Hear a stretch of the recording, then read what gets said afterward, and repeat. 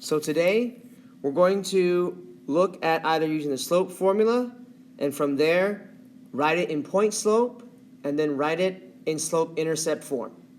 Okay? Now, in table number 1, we have a table of x values and y values. The first thing we need to do is find the slope. So our slope is m equal to y2 minus y1 over x2 minus x1. I'm going to choose 2 points. So I'll choose this point to be point number 2. I'm going to choose this point to be point number 1. So my slope is going to equal to -5 minus -1. Whoops, let me use a different color.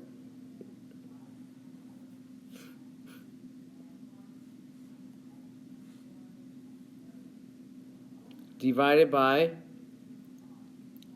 5 minus 3.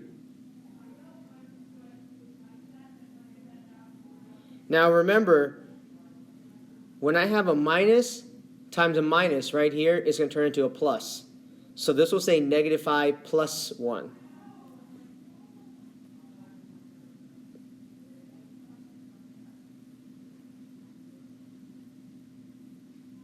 And I'm going to go ahead and just subtract 5 minus 3 and I'll get 2. So I'm going to get -4 divided by 2 and my slope is -2. So that's the first thing I just found. Number 1. Then number 2, I'm going to go ahead and put it into point slope form.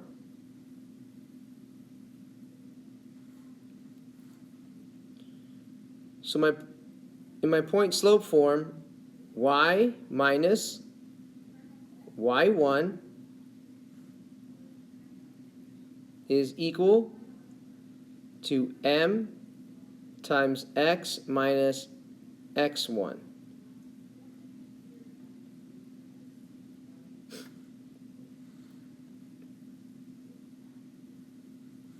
Okay?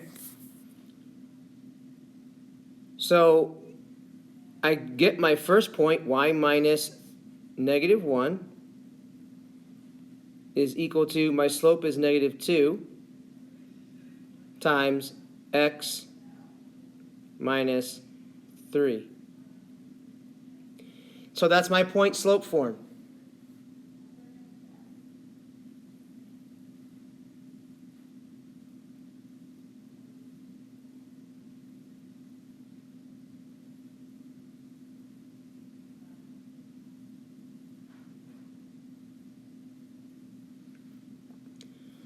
Then number 3, I want to find my y-intercept form. So now that's going to take a little bit of work. And so going from number 2, where we have our equation here, I'm going to go ahead and do distribute everything and combine like terms.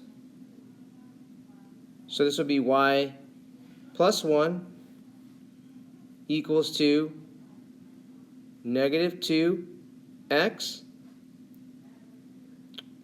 plus 6. Then I'm going to subtract 1 from both sides, and I'm going to get y equals to -2x plus 5.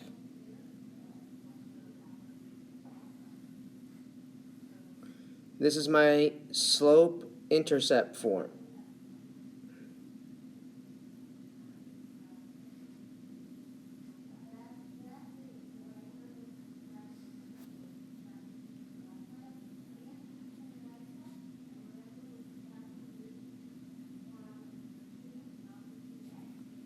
Okay?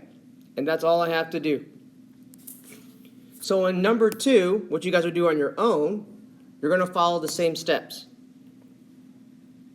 Identify your second point on the graph and identify your first point. So this is P1 and that's P2. Okay? So use those two. So I always go with the first two that I see on the table. Excuse me. All right, so here we're going to look at number 3.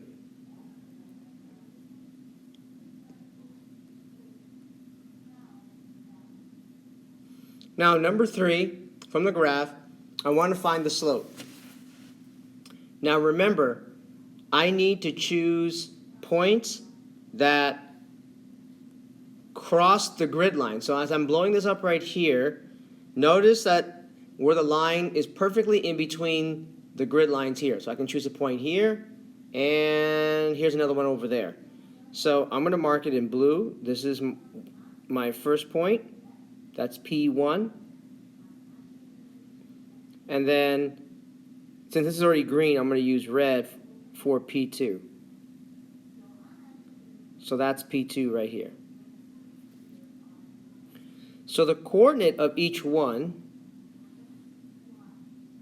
this guy is -2, 0, which happens to be an x-intercept because it crosses the x-axis. And this one is 1, 2. So those are my 2 points. So to find my slope, I always subtract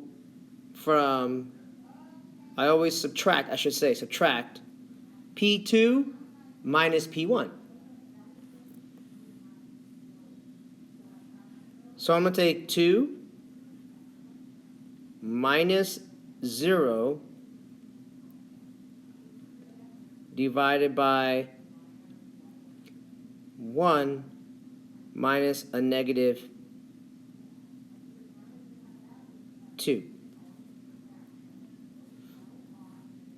So then now my slope is going to read, my simplified, 2 over 1 plus 2, which gives me 2/3. That's my slope.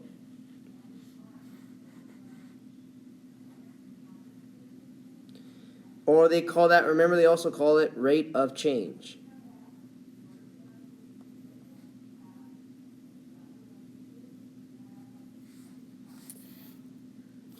And if I look at this carefully, you will notice that from P1 to P2, it goes up 2 and over 3.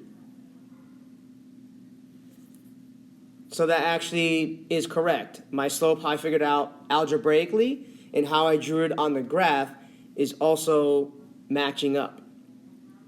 So now the next thing I need to write down is, what is my point slope form?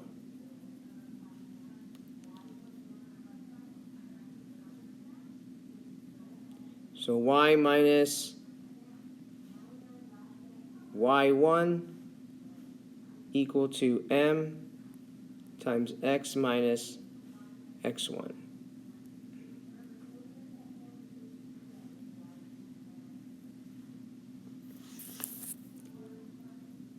So my y1 point, it was y minus 0 equal to 2/3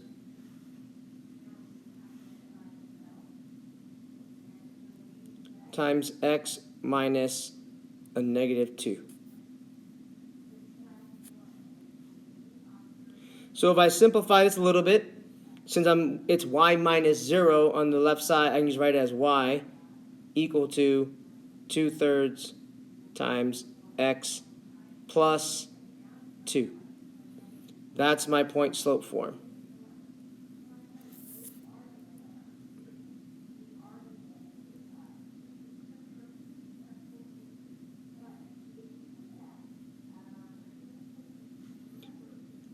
For my y-intercept form, I go ahead and I distribute the 2/3 inside everything inside here. So remember, I'm trying to get the y-intercept form. So I'll get 2/3 x plus 4/3. So remember that I'm taking 2/3 times x and then 2/3 times 2. So 2 times 2 gives me 4. And this right here, luckily for me, it was a lot easier to do than the first one. This is my slope-intercept form.